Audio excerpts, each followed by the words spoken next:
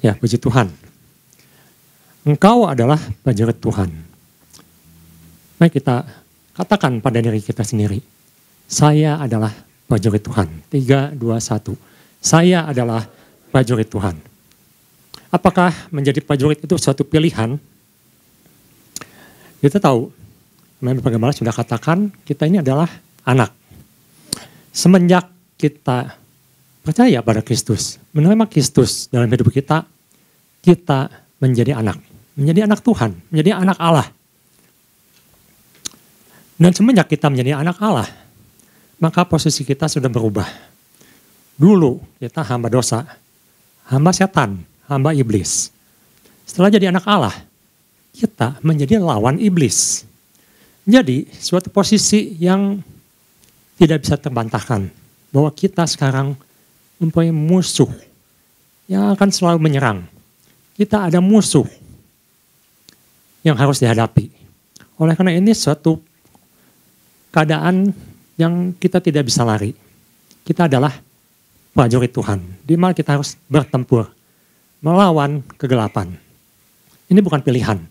Bapak Gembala sering katakan di minggu kemarin, Bapak Gembala sempat jelaskan, kita ini seperti pelari yang bertanding. Dan itu bukan pilihan. Setiap orang percaya harus ada. Mau tidak mau, sudah ada di tengah pertandingan. Dan tentunya dalam menjalani suatu pertandingan kita perlu suatu kesiapan, perlu suatu kekuatan. Karena itu Paulus menggunakan satu istilah prajurit. Nah, kita lihat, kalau kita jadi prajurit Tuhan, sebenarnya Tuhan tentunya siapkan. Tuhan tentunya memberikan sesuatu kepada kita untuk menghadapi musuh kita. Nah, kita sebelum masuk ke dalam pembahasan, kita lihat di Kisah pasal 1 ayat 8. Sebenarnya ini adalah suatu keharusan setiap orang percaya, setiap anak Tuhan, di mana Tuhan ketika akan naik ke surga, dia mengatakan bahwa kita diberi suatu tugas. Di situ Tuhan katakan, tetapi kamu akan menerima kuasa kalau Roh Kudus turun atas kamu, dan kamu akan menjadi saksiku di Yerusalem dan seluruh Yudea dan Samaria dan sampai ke ujung bumi. Jadi di sini kita katakan kita harus menjadi saksi. Kita harus punya kuasa. Dan tentunya Tuhan juga memberikan satu amanat untuk mengajar, menjadikan murid seluruh bangsa. Nah, karena itu, ini ada suatu sifat-sifat yang menjadi suatu kewajiban seorang prajurit.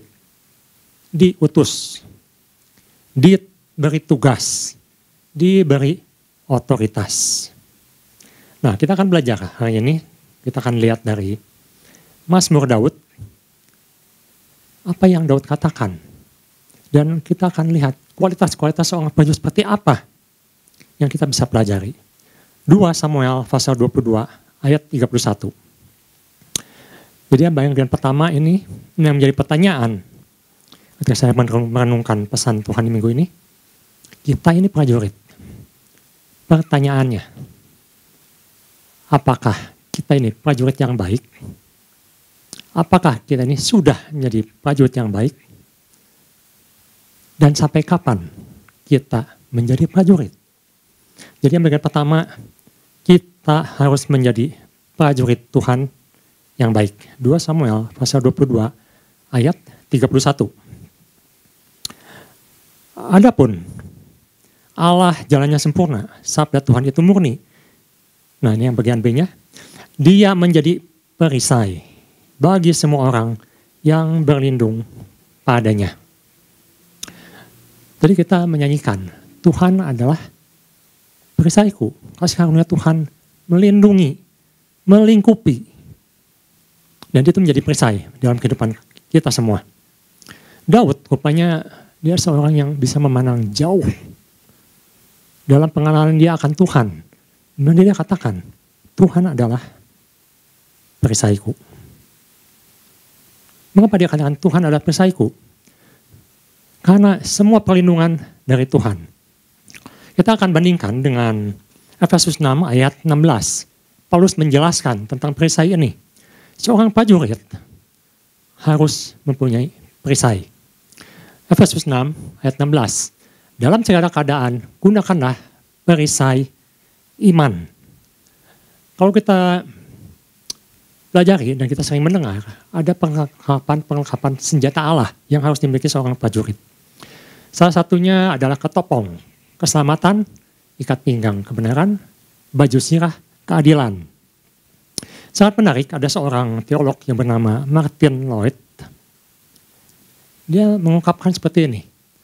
Orang percaya mungkin sudah memakai ketopong keselamatan, sudah memakai ikat pinggang kebenaran, sudah memakai baju sirah, keadilan. Karena sifat-sifat senjata ini adalah menempel. Ketika dipakai, dia akan menetap, diam. Ketopong, ikat pinggang, baju sirah, dia akan pakai kemana-mana. Seorang prajurit akan membawanya kemana-mana ketika dia bertugas. Tapi ada dua yang kadang-kadang dilupakan oleh seorang prajurit, bahwa dia punya senjata lain. Apa yang bisa dilupakan? Perisai. Karena perisai kadang-kadang tidak selalu dibawa. Perisai bisa dilepaskan. Salah satunya lagi adalah pedang. Pedang tidak selalu digunakan, kadang-kadang pedang disarungkan. Jadi dua hal ini dia katakan bisa menjadi titik lemah orang percaya. Daud mengatakan, Tuhan adalah perisaiku. Dan dia katakan, Tuhan, kalau kita perhatikan di Mazmur, Daud selalu mengatakan, Tuhan adalah perisaiku, Tuhan adalah perlindunganku. Dan dia katakan, dia tidak bisa lepas dari perisai ini. Karena perisai itu, seperti yang Paulus jelaskan di Efesus, itu dalam konteks perisai orang yang Romawi, biasa prajurit Romawi bawa. Jadi perisainya bukan perisai kecil, seperti di zaman Daud, atau orang Ibrani yang miliki, tapi ini mengatakan tentang perisai yang besar. Perisai yang dapat melindungi seluruh tubuh. Perisai yang dapat menahan panas si jahat. Dan yang luar biasa, kalau kita sempat lihat bagaimana cara orang Romawi berperang, mereka membawa perisai itu dalam satu kelompok, dan mereka tuh saling melindungi. Perisai itu akan disusun demikian rupa sehingga mirip tudung. Seperti tudung makanan. Dari kiri, dari kanan, dari belakang, dari depan, atap. Semua tertutup rapat. Jadi dalam satu kompi itu, panah itu benar-benar tidak bisa masuk. Jadi perisai ini betul-betul menutupi semua. Betul-betul menutupi. Perlindungannya sempurna. Oleh karena itu, pasukan Romawi sangat terkenal dengan perisainya. Karena mereka bisa menyusun demikian rupa sehingga panah-panah itu tidak bisa masuk. Nah, kita perlu perhatikan bahwa hal ini sering kita lupakan sebagai prajurit Kristus. Perisai.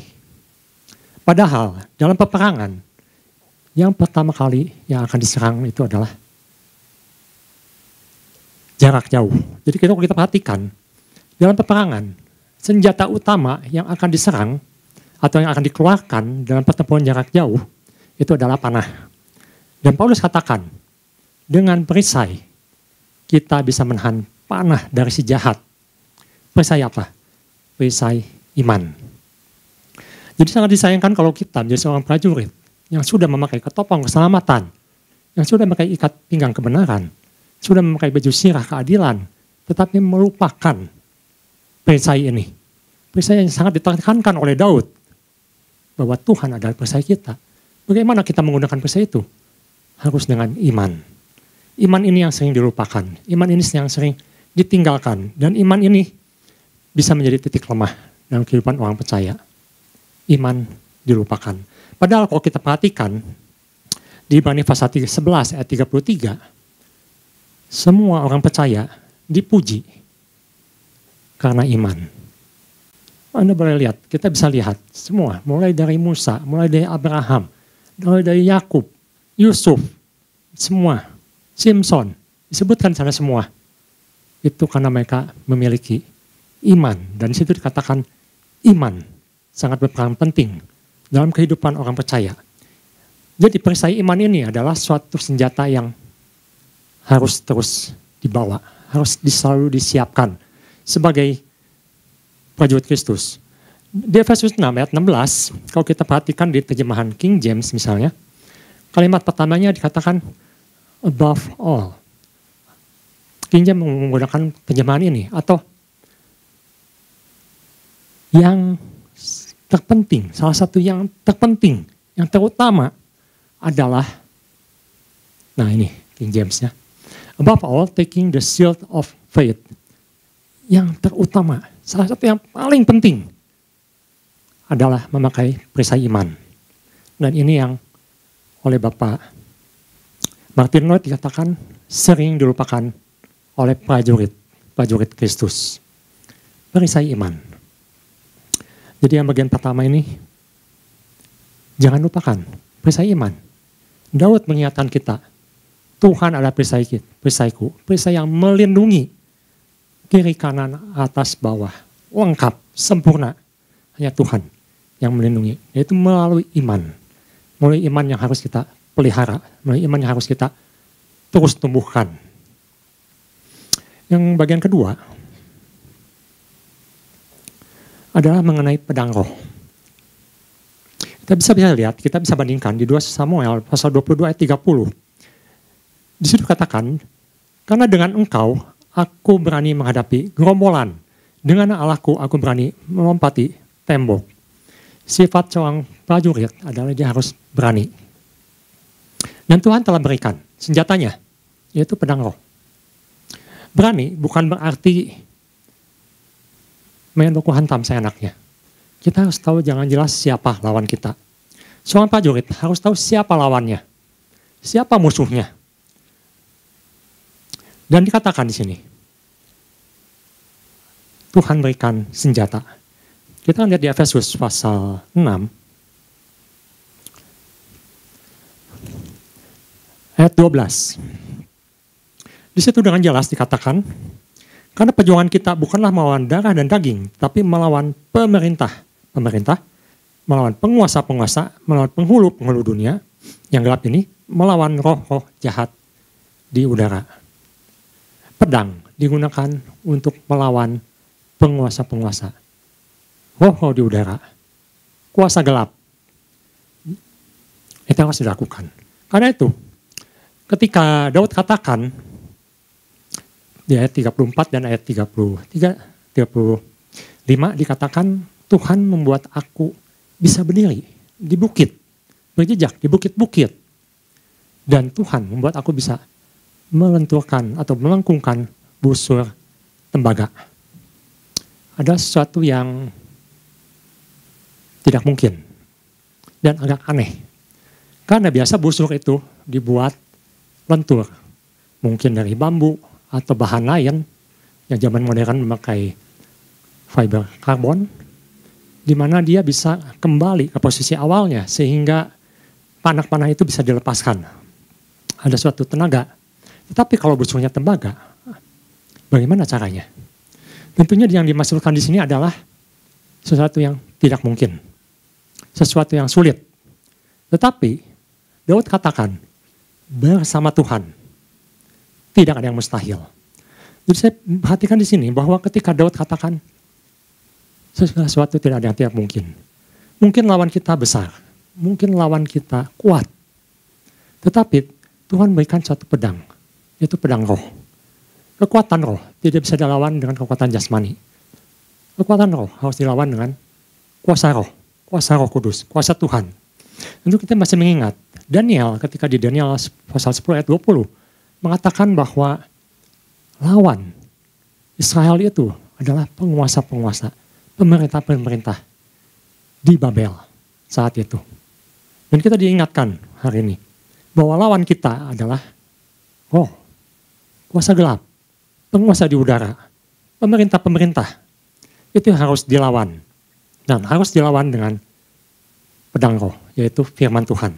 Lihat di Efesus pasal 6 ayat 17. Efesus 6 ayat 17 katakan, terimalah ketopong keselamatan dan pedang roh, yaitu firman Allah. Jadi satu pertanyaan, sudahkah kita memakai firman Tuhan? Jangan-jangan. Sebagian dari kita bahkan tidak tahu firman Tuhan. Bahkan tidak pernah baca firman Tuhan. bahkan tidak mau mendengarkan firman Tuhan. Bagaimana kita bisa berperang sebagai seorang prajurit Tuhan yang mengatakan kita adalah prajurit Tuhan, tapi kita tidak tahu firman Tuhan, tidak pernah mengenal firman Tuhan, tidak mau mendengar firman Tuhan, tidak mau melakukan firman Tuhan. Itu sama dengan yang senjatanya sudah cukup lengkap, perisai sudah dibawa, sudah bisa menahan panah, tapi dalam pertempuran jarak dekat, kita akan tetap babak belur. Karena kita tidak punya senjata untuk melawan pertempuran jarak dekat, yaitu pedang. Jadi, perisai, pedang, itu adalah sesuatu yang sangat penting, yang kita tidak boleh lupakan. Karena orang Kristen, prajurit Kristus, sering meninggalkan kedua barang ini. Kita sering melupakan bahwa Tuhan sudah berikan alat ini, perisai ini, pedang ini, tapi kita sering tinggalkan. Kita sering menganggap enteng. Padahal Tuhan sudah berikan segalanya. Lengkapannya sudah lengkap. Kita yang tidak berjaga-jaga.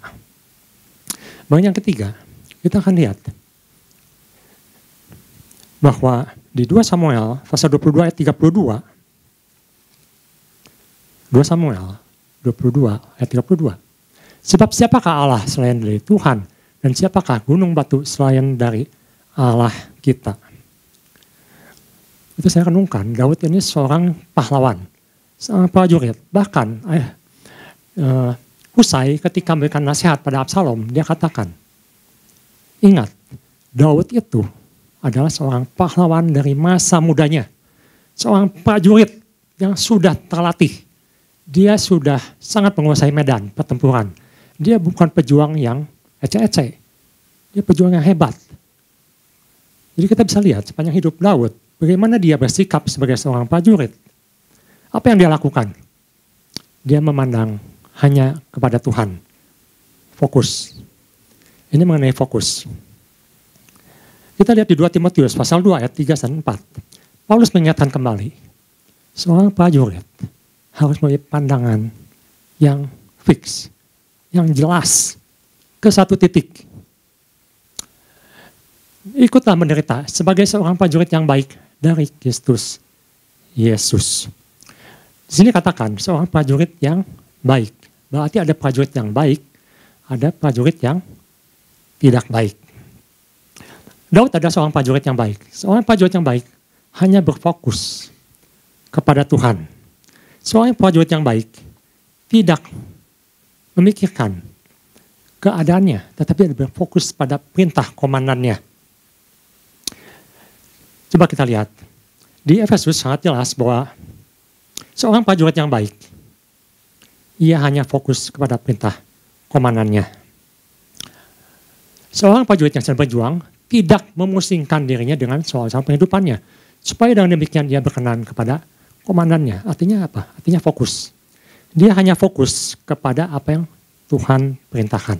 Apa yang Tuhan inginkan. Apa yang Tuhan berikan otoritas itu. Saya berpikir, mungkin saya juga banyak teralihkan. Mungkin kita sudah pakai senjata lengkap. Perisai sudah dibawa. Pedang sudah dipakai. Tapi fokusnya salah. Fokus bisa salah. Kita lebih berfokus pada sesuatu yang lain. Ketika Tuhan ada, Tuhan melindungi, tetapi kita lihat ke yang lain. Ketika kita melihat ke yang lain, maka kita akan takut. Iman akan menjadi ciut. Perisai bisa hilang. Pedang bisa tidak dipakai, karena takut. Apalagi di zaman sekarang, kalau ibu bapak perhatikan, keadaan orang percaya semakin lama makin tertekan. Karena semakin banyak yang meninggalkan, terutama dalam hal di pemerintahan. Di mana negara-negara yang dulunya sangat berfokus kepada Tuhan, sangat takut pada Tuhan, mereka memakai firman sebagai patokan utama, sekarang sudah mulai ditinggalkan. Bahkan dibombardir, diserang dengan semua pikiran-pikiran yang lain. Jadi kita bisa lihat bahwa sebenarnya keadaan kita sekarang ini dalam keadaan lebih terjepit dibandingkan beberapa puluh tahun yang lalu, di mana negara Eropa masih pakem pada firman Tuhan, di mana Amerika masih memegang firman Tuhan sebagai dasar, tetapi sudah mulai ditinggalkan, semakin luntur, semakin menjauh. Ketika kita beralih, kita melihat tidak kepada Tuhan, bukan hanya kepada Tuhan, maka kita akan menjadi takut. Fokus akan terpecah. Kita lihat di Efesus 6 ayat 10. Efesus 6 ayat 10 dikatakan, akhirnya hendaklah kamu kuat di dalam Tuhan, di dalam kekuatan kuasanya. Ini yang Daud katakan, Tuhan adalah kekuatanku, perisaiku. Ketika kita berperang, melawan kuasa-kuasa, roh-roh, intimidasi, kita harus kuat di dalam Tuhan. Dan seorang penjaga atau seorang prajurit, dia harus siap setiap waktu. Efesus 6 ayat 18 katakan, dalam segala doa dan permohonan, berdoa setiap waktu dalam roh dan berjaga-jagalah. Di dalam doamu itu dengan permohonan yang tak putus-putusnya untuk segala orang kudus. Berjaga-jaga. Jadi kita bisa lihat di sini ada banyak kriteria seorang prajurit. Bukan hanya berperang, tapi juga berjaga-jaga. Di mana kita harus taat kepada firman, bukan pada yang lain. 2 Timotius 2 ayat 3 dan 4 dikatakan harus menyenangkan komandan. Siapa komandan kita? Kristus. Kristus, jangan yang lain. Cuma itu satu-satunya. Efesus 6 ayat 18 katakan, dalam segala doa dan permohonan. Ini juga yang menjadi satu yang penting. Bukan hanya pandai berperang, bukan hanya berjaga-jaga, bukan hanya taat otoritas, tapi juga berdoa. Kenapa kita harus berdoa? Karena seorang prajurit bisa jatuh. Seorang prajurit bisa kalah sebelum berperang. Ketika saya renungkan, saya mengingat ada 2 orang di Alkitab yang sangat menyedihkan sebenarnya. Karena orang-orang ini, mereka ini adalah sebenarnya prajurit. Mereka adalah prajurit, orang percaya, mengikuti Tuhan, dapat otoritas dari Tuhan, dapat kuasa dari Tuhan. Tapi dalam perjalanan hidup mereka, ada yang meninggalkan.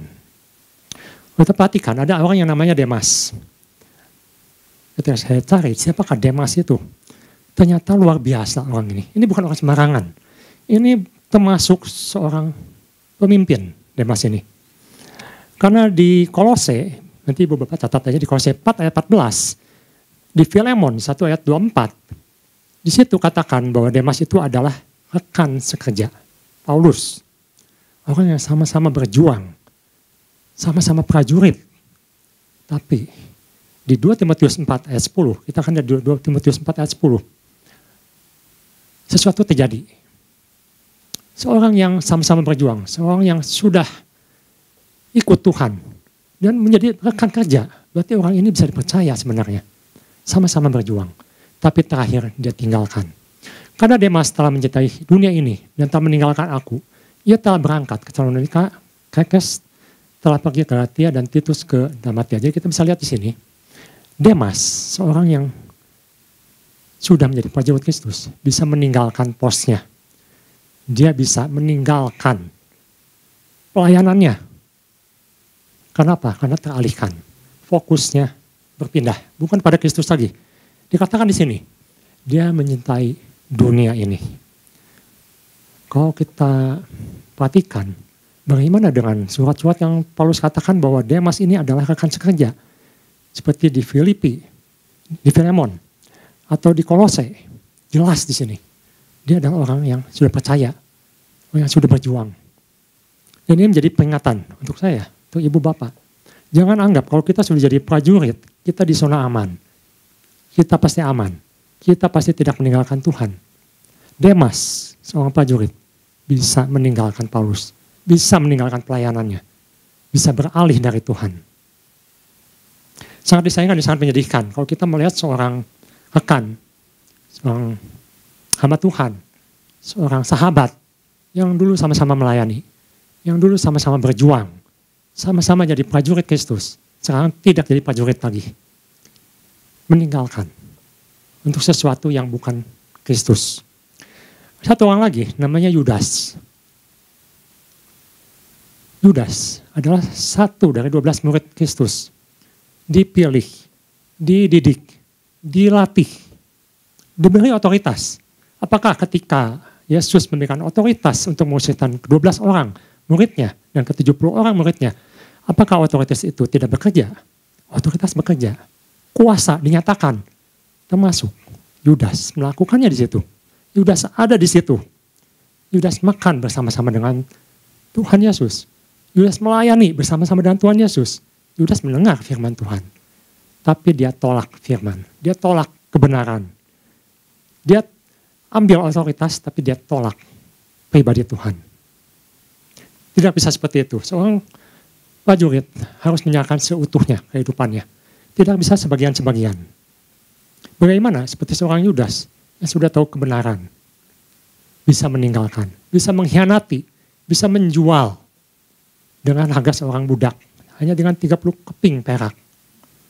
Seorang gurunya, Tuhannya. Dan dia tidak anggap Yesus sebagai Mesias. Suatu yang sangat menyedihkan. Dan saya lihat Yudas sempat menjadi prajurit Kristus. Tapi dia tinggalkan, dia berpaling, dia berubah. Jadi ini menjadi satu peringatan bahwa menjadi seorang prajurit Kristus itu perlu perjuangan. Oleh karena itu, kemarin Bapak Petrus sudah bawakan. Kita sebagai prajurit harus ikut menderita bersama dengan Kristus. Demas tidak mau menderita demi Kristus. Dia lihat Paulus masuk penjara, dia tinggalkan. Dia tidak mau terlibat. Dia lebih memilih yang aman. Yudas tidak mau ikut menderita bersama Kristus. Dia hanya ingin mendapatkan kejayaannya saja. Dia tidak mau melihat sesuatu yang lebih buruk. Dia bahkan memilih untuk meninggalkan Tuhan.